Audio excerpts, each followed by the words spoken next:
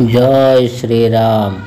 आसन्तु मोर प्रिय दर्शक बंधु ज्ञानी गुणी पंडित जने आज आम रामायणर नुआ अजणा कथाटीए आलोचना करिबा। प्रश्नटी अछि जंगल रे बाघ गोड़ौथिला, ब्राह्मण पिलाटा दौड़ुथिला। राजा रक्षा कले ब्राह्मण पिला को, निज देहरु मांस काटी देले बाघ। यार अर्थ कौन वीडियो माध्यम रे उपस्थापना करिबा। द्वितीय विषय वस्तुटी हेउची रामायण रे दशरथ नंदन राम न कई रघुनंदन राम काहींकी कुआ जाए। प्रकृत सत्य कौन आसंतु आज्ञा रघुवंश ग्रंथरु प्रमाण करिबा। सूर्यवंश रे रघुराजा किए थिले? अपुत्रिक थिले दिलीप सूर्यवंश राजन, गोमाता को सेवी पाहिले रघुपरी नंदन। रघुराजा थिले राजा दिलीपଙ୍କ पुत्र। से गोमाता को सेवा करी आज्ञाकारी पुत्र रूपे रघुराजन को पाइथिले। पिता दिलीपଙ୍କ मृत्यु परे राजा रघु अयोध्या नगरी रे सम्राट होइथिले। दान धर्म सत शांति क्षमा गुण रे 14 ब्रह्मांड रे चहल पड़िथिला। बच्छा बच्छा 351 रानी को विवाह करिथिले। हेले कौन हेबो? सूर्यवंश कुल अभिशप्त पाई कौनसी रानी को गर्भरु संतान होई नथिला। 351 रानी भितरु तांकर पाटनानी थिले रानी पद्मावती। अति सरल निरीह और धर्मपरायण नारी थिले। दिने रानी पद्मावती स्वामी रघुराजांक परामर्श रे गया तीर्थ को जाइथिले। नारद मुनि को कहवा अनुसार हे राजन, तुमे यदि गया तीर्थ रे तुम पितृपुरुष को पिंडदान देव तांकरी आशीर्वाद रे तुमर पुत्र संतान जन्म हेबो। सुमंत मंत्री को धरी स्वामी को आज्ञा नहीं रानी पद्मावती गया तीर्थ रे पहुंची थिले। सेटारे पहुंची देखिले जे गया तीर्थ रे कौनसी ब्राह्मण नाहंती। दूररू गोटे वृद्ध ब्राह्मण को देखिले। से वृद्ध ब्राह्मण को पितृश्राद्ध देवे बोली रानी अवगत कराइले। से ब्राह्मणटीर नाँ थिला कल्पकेतु। ब्राह्मण कल्पकेतु द्वारा पिंडदान करी रानी दान देइथिले। भाग्यर विडंबना सेठी साहस देई नथिला। बुद्ध ब्राह्मण कल्पकेतु सेतिकी दान रे संतुष्ट होई नथिले। दक्षिणा देवाकू रानी पद्मावती को कहिथिले। रानी पद्मावती पचारिले, हे ब्राह्मण देवता, तुमे की दक्षिणा नेब कुओ? ब्राह्मण कहिले, मु तुम देह को उपभोग करने चाहे। आश्चर्य होई रानी पद्मावती कहिले, ठीक अच्छी ब्राह्मण देवता, मो साथी अयोध्या चलतु। मु स्वामी को परामर्श रे आपण को देहदान करी। समस्ते सुमंत मंत्री को रथरे बसी अयोध्या पहुँचिले। रानी पद्मावती रथरे ओह्लाई ब्राह्मण देवता दक्षिणा कथा रघुराजा को कहले, हे राजन, ब्राह्मण को दक्षिणा हेउची मो देह को उपभोग करिवो। यही कथा रघुराजा शुणी अति आनंदित हेले। रानी पद्मावती को कहले, तुमे शीघ्र प्रस्तुत हो जाओ। राजा वचन अनुसार पद्मावती रानी सजबाज होई बाहरिला समय रे आउ 350 रानी तांको संगे आसी ब्राह्मण देवता पाखरे ठिया हेले। ब्राह्मण देवता सेठी देखिले सबुतक रानी पद्मावती परी देखा जाउचंती। भ्रमरे पड़ीगले। ब्राह्मण देवता चिंता करी रघुराजन को कहले, हे राजन, तुमर तो सबुतक रानी देखा एकापरी। ताहाले तुमे मते 351 रानी को दान कर।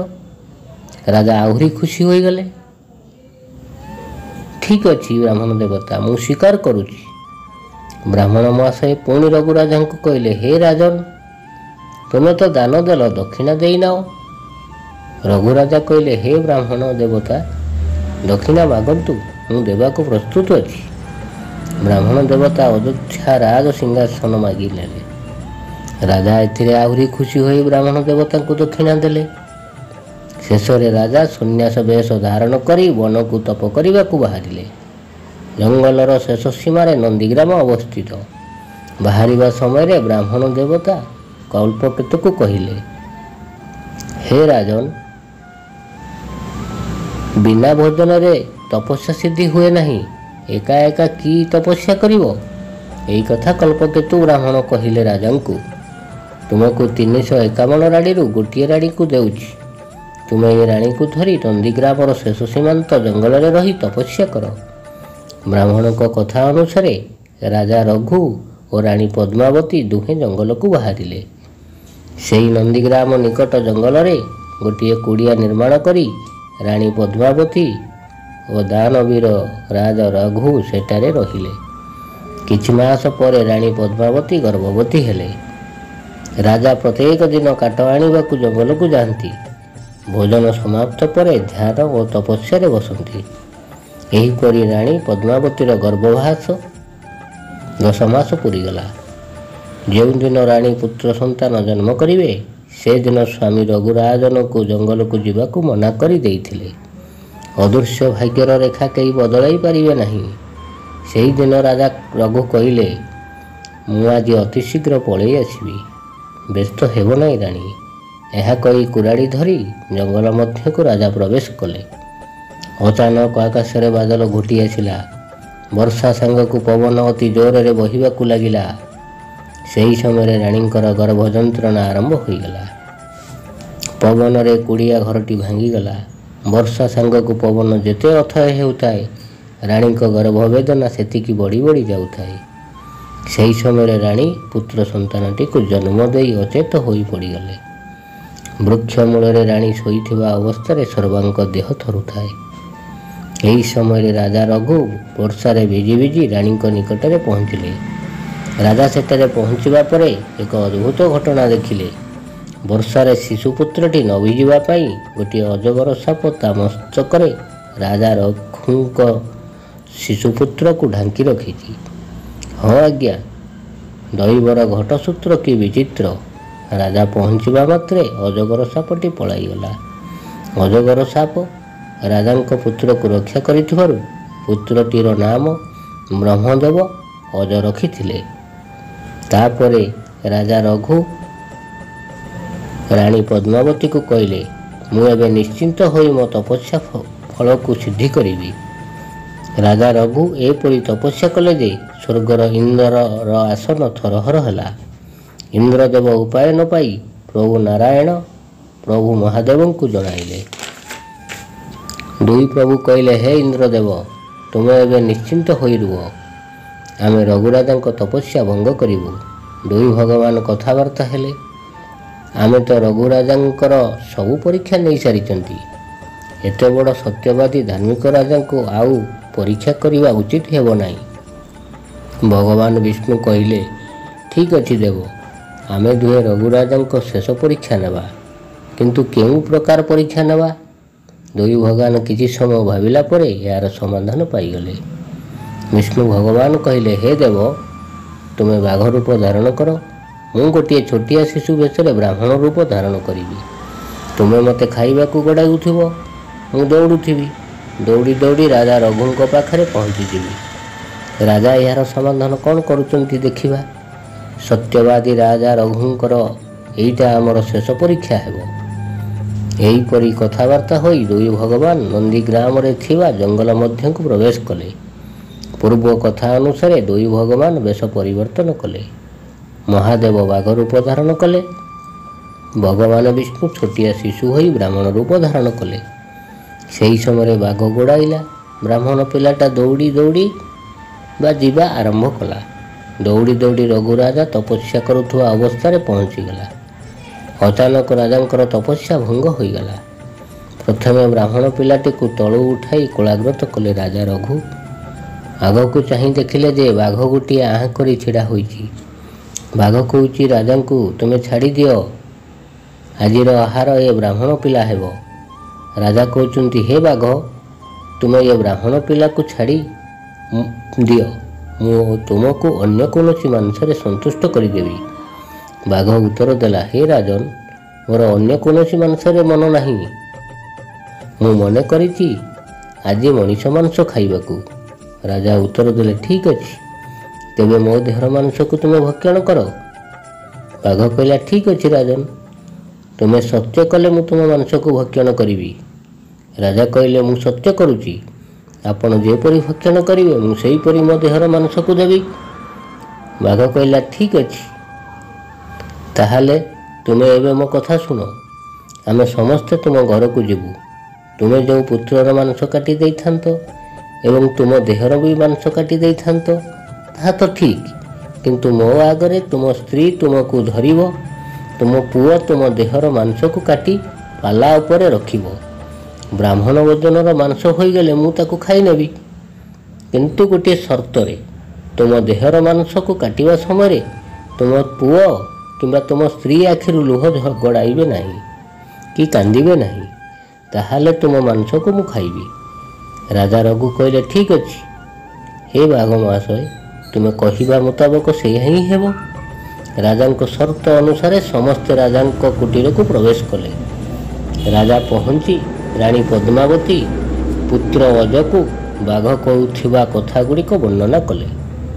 ବ୍ରାହ୍ମଣ ପିଲାଟିକୁ ରକ୍ଷା କରିବା ପାଇଁ ରାଣୀ ଓ ପୁତ୍ର ରାଜାଙ୍କ କଥାରେ ଏକମତ ହେଲେ। ରାଜପୁତ୍ର ଓ ରାଣୀଙ୍କ କଥା ଶୁଣି ବାଘକୁ କହିଲେ, ଏବେ ଆସନ୍ତୁ, ମୋ ଦେହର ମାଂସକୁ ମୋ ପୁତ୍ର କାଟିବ, ମୋ ସ୍ତ୍ରୀ ମୋତେ ଧରିବ, ତାପରେ ତୁମେ ମୋ ମାଂସ ଖାଇ ଆତ୍ମତୃପ୍ତି ଲାଭ କରିବ। ବାଘ କହିବା ଅନୁସାରେ ବ୍ରାହ୍ମଣ ପିଲା ଗୋଟିଏ ପଟେ ପାଲା ଉପରେ ବସିଲେ, ଆଉ ଗୋଟିଏ ପଟ ପାଲା ଉପରେ ରାଜାଙ୍କ ମାଂସକୁ ତା ପୁତ୍ର କାଟି ଥୋଇଲେ। ମା ପୁଅଙ୍କ ଆଖିରୁ ଲୁହ ଝରୁନଥାଏ। ଓଜନ ସମାନ ନ ହେବାରୁ ଶେଷରେ ରାଜା କହିଲେ, ପୁତ୍ର ଦେଖୁଛ କ'ଣ, ମୋ ବେକଟାକୁ ଏବେ କାଟି ପାଲା ଉପରେ ଥୁଅ। ପୁତ୍ର ବେକ କାଟିବା ସମୟରେ ବାଘ କହିଲା ଓ ବ୍ରାହ୍ମଣ ପିଲାଟା ମଧ୍ୟ କହିଲା, ହେ ପୁତ୍ର, ପିତାକୁ ବଧ୍ୟ କଲେ ତୁମକୁ ବ୍ରହ୍ମହତ୍ୟା ଦୋଷ ଲାଗିବ, ସଂସାରରେ ଆଉ ଧର୍ମ ରହିବ ନାହିଁ। ଏହା କହି ଛଦ୍ମବେଶରେ ଥିବା ଦୁଇ ଭଗବାନ ନିଜ ରୂପ ଧାରଣ କଲେ। ରାଣୀ ପଦ୍ମାବତୀ ଓ ପୁତ୍ର ଅଜ ଏହା ଦେଖି ଆଶ୍ଚମ୍ବିତ ହୋଇଗଲେ। ଭଗବାନ ବିଷ୍ଣୁ କହିଲେ, ହେ ପୁତ୍ର, କି ବର ମାଗୁଛ ମାଗ, ଆମେ ଏଇକ୍ଷଣି ତୁରନ୍ତ ଦେବୁ। ଅତି କୋମଳ ବଚନରେ ପୁତ୍ର ଅଜ କହିଲେ, ହେ ପ୍ରଭୁ, ମୋର କୌଣସି ବର ଦରକାର ନାହିଁ, ମୋତେ ଏହି ବର ଦିଅ, ମୋ ପିତାଙ୍କୁ ପୁନର୍ଜୀବନ ପ୍ରଦାନ କରି। ଭଗବାନ କହିଲେ, ଠିକ୍ ଅଛି, ଏବେ ତୁମେ ଖଣ୍ଡ ଖଣ୍ଡ ହୋଇଥିବା ମାଂସକୁ ତୁମ ପିତାଙ୍କ ଦେହରେ ବୋଳି ଦିଅ, ତୁମ ପିତା ଜୀବିତ ହୋଇଯିବ। ଭଗବାନ କହିବା ଅନୁସାରେ ପୁତ୍ର ମାଂସ ଖଣ୍ଡଗୁଡ଼ିକୁ ପିତାଙ୍କ ଦେହରେ ଲେପନ କଲେ। ଲେପନ କରିବା ପରେ ରାଜା ରଘୁ ପୁନର୍ବାର ଜୀବିତ ହେଲେ। ପ୍ରଥମେ ରାଜା ହାତ ଯୋଡ଼ି ଦୁଇ ଭଗବାନଙ୍କ ପାଦ ତଳେ ପଡ଼ିଗଲେ ଏବଂ କହିଲେ, ହେ ଭଗବାନ, ମୁଁ ଆଜି ଧନ୍ୟ ହୋଇଗଲି, ମୋ ନେତ୍ର ଆଜି ପବିତ୍ର ହୋଇଗଲା। ଭଗବାନ କହିଲେ, ହେ ରାଜନ, ତୁମ ପାଇଁ ମୋର ଏହା ଶେଷ ପରୀକ୍ଷା ଥିଲା। ମାଗ, କି ବର ମାଗୁଛ ମାଗ, ଆମେ ତୁମକୁ ପ୍ରଦାନ କରିବୁ। ରାଜା ରଘୁ କହିଲେ, ହେ ପ୍ରଭୁ, ମୁଁ ଆପଣଙ୍କୁ କି ବର ମାଗିବି? ଯଦି ଆପଣ ଦେବାକୁ ଚାହୁଁଛନ୍ତି ତାହେଲେ ମୋତେ ଏହି ବର ପ୍ରଦାନ କରନ୍ତୁ। ତୁମେ ଯେତେବେଳେ ଛୋଟିଆ ପିଲା ହୋଇ ମୋ କୋଳରେ ବସିଥିଲ, ସେହିପରି ଆପଣ ପ୍ରଭୁ ମୋ ରାଣୀଙ୍କ କୋଳରେ ଜନ୍ମ ହୋଇ ମୋ କୋଳରେ ବସିବ, ସେତେବେଳେ ମୁଁ ଧନ୍ୟ ହୋଇଯିବି। ଭଗବାନ କହିଲେ, ରାଜନ, ତଥାସ୍ତୁ, କିନ୍ତୁ ଏ ଜନ୍ମରେ ନୁହେଁ। ତୁମ ପୁତ୍ର ଅଜଙ୍କ କୋଳରେ ଏକ ପୁତ୍ର ଜନ୍ମ ହେବ, ତାଙ୍କ ନାମ ଦଶରଥ ହେବ। ଦଶରଥଙ୍କ 3 ପାଟରାଣୀ ହେବେ। ସେ ରାଣୀମାନଙ୍କ ଗର୍ଭରୁ 4 ପୁତ୍ର ସନ୍ତାନ ଜନ୍ମ ହେବ। ବଡ଼ ରାଣୀଙ୍କ କୌଶଲ୍ୟା ଗର୍ଭରୁ ମୁଁ ଜନ୍ମ ନେବି। ସୁମିତ୍ରାଙ୍କ ଗର୍ଭରୁ ଶିବ ରୂପରେ ଶେଷନାଗ ଅବତାର ହେବ। ଏହିପରି 4ଟି ପୁତ୍ର ଜନ୍ମ ହେବେ। ଭଗବାନ କହିଲେ, ହେ ରାଜନ, ବଡ଼ ରାଣୀ କୌଶଲ୍ୟା ଗର୍ଭରୁ ମୁଁ ରାମ ରୂପରେ ଅବତାର ହୋଇ ଜନ୍ମଗ୍ରହଣ କରିବି। ଏହା ସମ୍ପୂର୍ଣ୍ଣ ତୃତୀୟା ଯୁଗ ହୋଇଥିବ। ରାମ ରୂପରେ ସମସ୍ତେ ମୋତେ ଜାଣିବେ। ଏହି ବର ଅନୁସାରେ କେହି ଦଶରଥ ନନ୍ଦନ ନ କହି ସମସ୍ତେ ରଘୁନନ୍ଦନ କହିବେ, କାରଣ ଏହିଠାରୁ ଆଉ ସୂର୍ଯ୍ୟବଂଶ ରହିବ ନାହିଁ, ରଘୁବଂଶ ଭାବରେ ବିଖ୍ୟାତ ହେବ। ଏହି ରଘୁବଂଶ ନାମ ଅନୁସାରେ ରଘୁନନ୍ଦନ ବୋଲି ସାରା ଜଗତରେ ବିଖ୍ୟାତ ହେବ। ହଁ ଆଜ୍ଞା, ଏହା ସମ୍ପୂର୍ଣ୍ଣ ସତ୍ୟ କଥା। ସେହିଦିନଠାରୁ ଦଶରଥ ନନ୍ଦନ ରାମର ଉଚ୍ଚାରଣ ନ କରି ରଘୁନନ୍ଦନ ରୂପେ ସାରା ଜଗତରେ ପରିଚିତ ହେଲେ। ଆଉ ରଘୁରାଜା ପରି ସତ୍ୟବାଦୀ ଧାର୍ମିକ ପୁରୁଷ ଏ ପୁଣ୍ୟମୟ ସାରା ଜଗତରେ ନାହାନ୍ତି। ଆପଣ ଏବେ କୁହନ୍ତୁ ନା, ଆମର ଏ ଭିଡ଼ିଓଟି ଆପଣମାନଙ୍କୁ ନିଶ୍ଚୟ ଭଲ ଲାଗିଥିବ। ଭଲ ଲାଗିଥିଲେ ଲାଇକ୍ କରି ସେୟାର କରିଦିଅନ୍ତୁ, କମେଣ୍ଟ ମାଧ୍ୟମରେ ମତାମତ ଜଣାନ୍ତୁ, ସବସ୍କ୍ରାଇବ୍ କରିବାକୁ କେବେ ଭୁଲନ୍ତୁ ନାହିଁ। ଆଜିର ବିଷୟବସ୍ତୁଟିକୁ ଏଇଠି ବିଶ୍ରାମ ଦେବା। ବିଦାୟ ଦିଅନ୍ତୁ। ଜୟ ଶ୍ରୀରାମ।